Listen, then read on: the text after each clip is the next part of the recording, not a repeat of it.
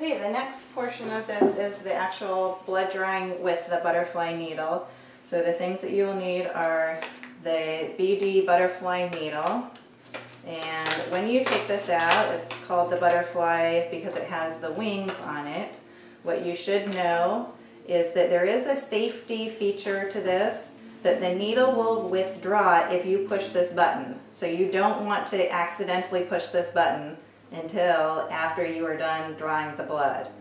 I say that just because lots of people accidentally push this and then you can't do your exercise. You can see on this end will connect to a syringe. So you will also need a 3 ml syringe. And you will open that.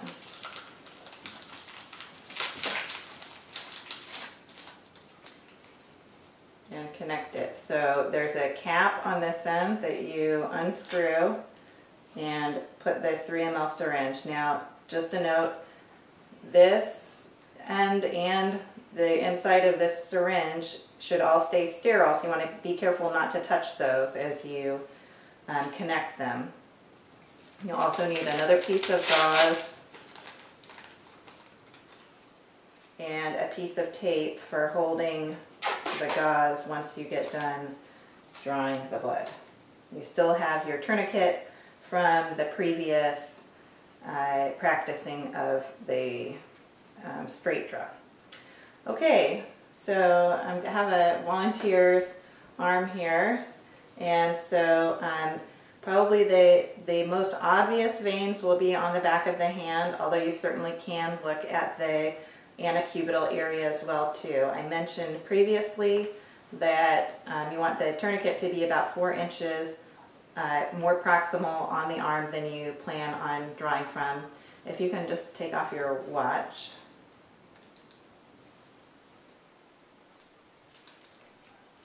Now when I'm putting on the tourniquet, I'm going to try and be careful about not catching arm hair because that's not very comfortable, but sometimes that happens accidentally, so I apologize. Again, I'm pulling both the end that's closer towards me, the more distal portion of this tourniquet, pretty tight, and then tucking it underneath.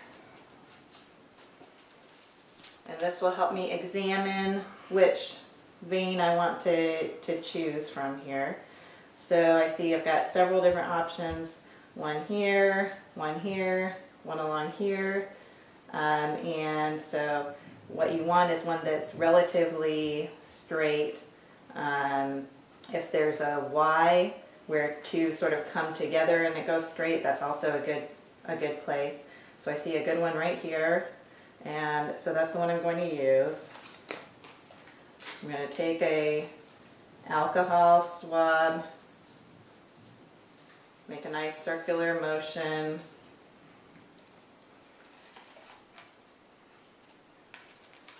and then I'm going to just steady his hand with mine. And I can do one of several things. I think it's helpful with my non-dominant hand, the one that's holding the patient steady, to use my thumb to give just a little bit of gentle traction to keep the skin from rolling.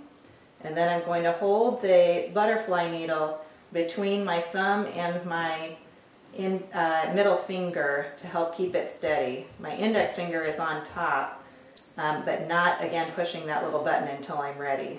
And I'm going to come in at a fairly shallow angle. Okay, 1, 2, 3. Sorry. Until I get just a little bit of a flash. So now I can start to see the blood coming back just a little bit. And I can let go of the needle and it won't go anywhere. It's not a problem to let go of the needle. Now I'm going to start aspirating to get some blood to come back. And I'm going to draw back about 2 mLs. Now if it starts to be a little bit difficult to draw back, right now it's drawing back very easily, but if it gets to be a little bit difficult, I might lift just a little bit with my thumb to help keep the bevel of the needle off of the superior wall of the vein. So I might do a little bit of lifting or not. Here it seems to be going quite well as it is. And then once I've gotten the amount of blood that I desire, I'm going to let the tourniquet down and then take my piece of gauze, fold it just a bit, hold pressure not directly over top of the needle, just a little bit more proximal than the needle end, and then I'm going to push the button. So now the needle is safely withdrawn and retracted into the hub of the butterfly. I could inject this blood if I needed to into one of the specimen tubes. For the purposes of this, we're going to basically just put things into the sharps container. And then I can use a piece of tape to hold